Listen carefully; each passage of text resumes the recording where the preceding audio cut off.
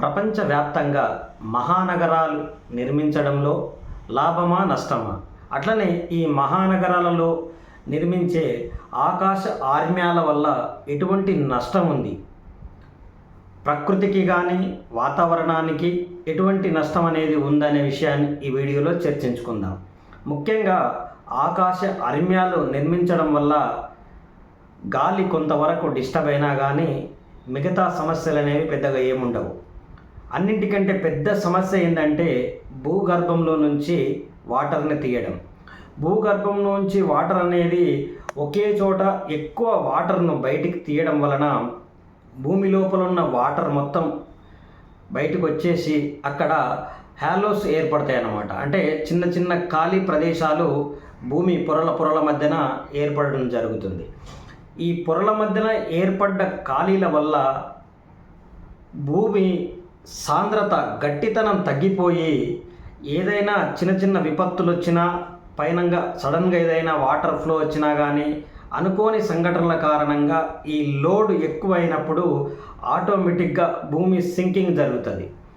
ఈ సింకింగ్ సమస్య అనేది ఇప్పుడు వ్యాప్తంగా చూసినట్లయితే ఇండోనేషియా దేశంలో ఉన్న జకర్తా నగరంలో విస్తృత స్థాయిలో ఉంది. ఇది ఇండోనేషియా రాజధాని నగరం. ఈ నగరంలో ఉన్న బిల్డింగ్సే కావచ్చు, గ్రౌండ్ వాటర్ను విపరీతంగా తీయడం వల్ల ఈ నగరము సింకింగ్ అయ్యే ఆలోచనలో ఉంది. ఆ పరిణామ క్రమంలో జరుగుతుందన్నమాట సింకింగ్ అనేది.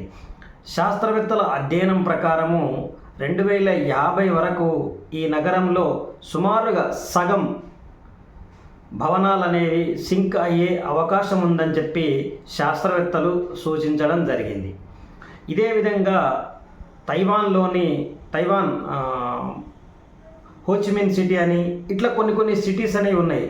ఇక్కడ మెయిన్ కారణం ఏంటంటే ముఖ్యమైన కారణము వాటర్ని కంప్లీట్గా గ్రౌండ్లోంచే తీయకుండా మళ్ళీ వాటరు భూమిలోకి ఇనకకుండా రెండు రకాలుగా ఒక్కటేసారి చేయడం వల్ల భూమి మధ్యన గ్యాపులు ఏర్పడుతున్నాయి.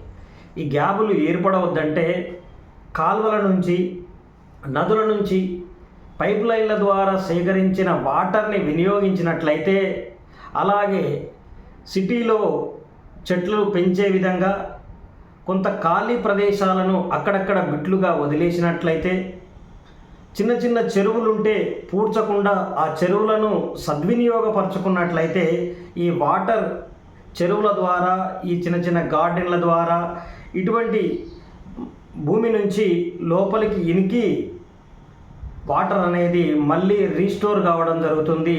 ఏవైతే ఖాళీలు ఏర్పడతాయో ఆ ఖాళీలలో ఇది ఒక విధంగా మున్ముందు రాబోయే నెక్స్ట్ ఒక 50-60 సంవత్సరాల తర్వాత ఢిల్లీలో ఈ సమస్య ఉత్పన్నమయ్యే అవకాశం ఉంది. కానీ ముంబై నగరంలో ఇటువంటి సమస్యకు ఆస్కారం తక్కువ. అదేవిధంగా బెంగళూరు నగరంలో ఈ సమస్య ఉత్పన్నమయ్యే అవకాశం ఉంది. హైదరాబాద్ మహానగరంలో ఈ సమస్య రావడానికి అవకాశాలు చాలా తక్కువ ఉన్నాయి. ఎందుకంటే హైదరాబాదులో అనేక చెరువులు, చిన్న చిన్న చెరువులు నగరం మొత్తం విస్తరించి ఉండడంతో పాటు ఎక్కువ శాతం వాటర్ని నదుల నుంచి సేకరించిన వాటర్ను మాత్రమే వినియోగించడం జరుగుతుంది. దీనివల్ల ఎప్పటికప్పుడు భూమి రీస్టోర్ అవుతుంది. కొంతమేర ఈ భూగర్భ జలాల స్థాయి మరీ లీస్ట్గా పడిపోవడం లేదు. ఈ కారణం చేత ఇండియాలోని ప్రముఖ నగరాలలో సింకింగ్ సమస్య అనేది పెద్దగా ఉండకపోవచ్చు, కానీ విదేశాలలో మాత్రం ఈ సింకింగ్ సమస్య విపరీతంగా ఉండే అవకాశం ఉంది.